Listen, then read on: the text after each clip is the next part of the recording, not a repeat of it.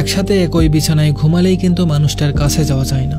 দুজন মানুষ 100 square feet একটা রুমের ভেতর বছরের পর বছর থেকেও মাঝে মাঝে কাছে আসতে পারে না। আমি এরকম বেশ কিছু দম্পতিকে চিনি যারা বহু বছর পরও সংসারের মানে বুঝে উঠতে পারেনি। সংসার করতে করতে একসময় মানুষ ধরে নেয় একই বালিশে ঘুমানো, একই টেবিলে খাওয়া, একই রুমে ঘোরাঘুরি করা, আর মাঝে মাঝে প্রয়োজনে কাছে আসাটাই হয়তো সংসার। ব্যাপারটা কি আসলেই তাই? তাহলে কিছু সংসার কখনো কখনো টিকে না কেন? তারাও তো একই বিছানায় ঘুমায়, একই টেবিলে খায়, একজন অপরজনকে কোঅপারেট করে, তবুও সংসারগুলো ভাঙে কেন?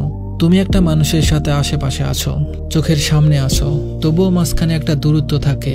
এই দূরত্বটা ভীষণ অন্যরকম, যা বলা যায় না, বোঝানো যায় না, সহ্যও করা যায় না। কারো বুকের উপর শুয়ে থেকেও মাঝে মাঝে নিজেকে খুব একা লাগে।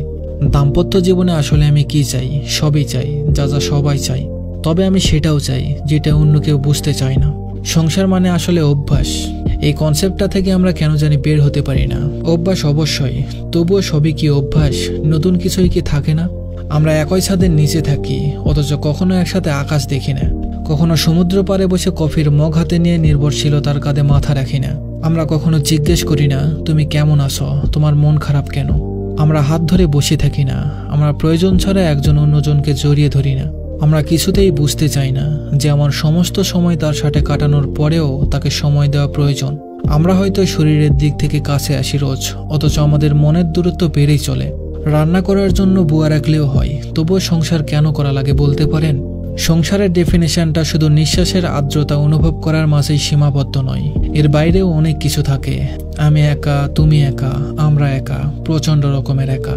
অথচ দিন শেষে আমার একটা আশ্রয় প্রয়োজন হয়, একজন ব্যক্তিগত মানুষের প্রয়োজন হয়, একটা নির্ভরশীলতার জায়গার প্রয়োজন হয়, সমঝোতা প্রয়োজন হয়, কারো কণ্ঠস্বরে আমার জন্য গভীর ভালোবাসার প্রয়োজন হয়, একটা পবিত্র স্পর্শ প্রয়োজন হয়।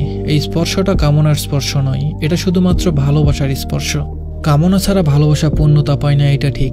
তবে কামনাও যে সবসময় ভালোবাসার জন্ম দিতে পারে না, এটাও তো মানতে হবে। সংসারকে অভ্যাস বলে চালিয়ে দেওয়া মানুষরা আসলে ভালোবাসার দায়বদ্ধতাকে এড়িয়ে যেতে চায়। যে দাম্পত্যে প্রেম থাকে না, সেখানে অভিনয় করে বাঁচতে হয়।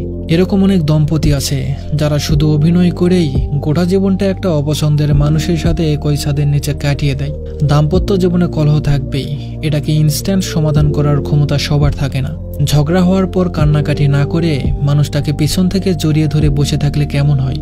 মানুষ কি আসলে এতটা নিষ্ঠুর যে ভালোবাসাকে অবহেলা করতে পারে? সংসার শুধু একটা অভ্যাস, এটা থেকে বের হতে হবে। সংসার একটা স্বর্গ, এখানে শুধু 2 বেলা খাবার আর একই বিছানায় ঘুমানোর বাইরেও প্রেম, ভালোবাসা, নির্ভরশীলতা, গুরুত্ব, প্রায়োরিটি, শ্রদ্ধাবোধ, অ্যাডজাস্টমেন্ট সব প্রয়োজন হয়। সব মানে সব।